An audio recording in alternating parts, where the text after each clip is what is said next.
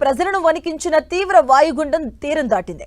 ఒడిశా గోపాలపూర్ దగ్గర వాయుగుండం తీరం దాటింది. ఉత్తర వాయువ్య దిశగా ప్రయాణిస్తూ ప్రస్తుతం క్రమంగా బలహీనపడుతుంది. దీని ప్రభావంపై ఉత్తరాంధ్రపై పడే అవకాశం ఉంది. ఇలాగే మరో 24 గంటల్లో వర్షాలు కురిసే అవకాశం ఉందని అధికారులు తెలిపారు. ఉత్తరాంధ్రలోని శ్రీకాకుళం, పార్వతీపురం, మన్యం, విజయనగరం జిల్లాలో వర్షాలు కురుస్తున్నాయి. వర్ష బీభత్సంతో అనేక చోట్ల భారీ వృక్షాలు నేల కొరికాయి.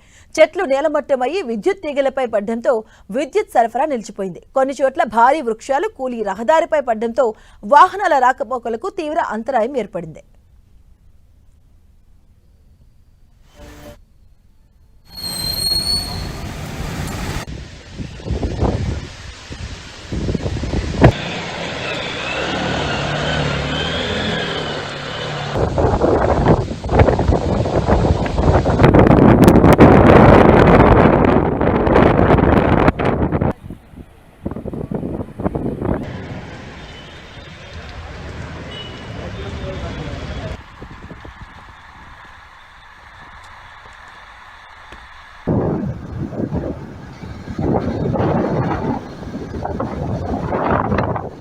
బంగాళాఖాతంలో ఏర్పడిన వాయుగుండం ఉమ్మడి విజయనగరం జిల్లాను అతలాకుతలం చేసింది.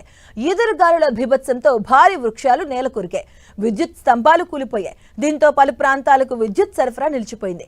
వరద నీరుతో రాకపోకలకు ఇబ్బందులు తలెత్తాయి. మన్యం జిల్లాలో 100 ఎకరాల్లో అరటి, మొక్కజొన్న, పత్తి పంటలు నేలకొరికాయి.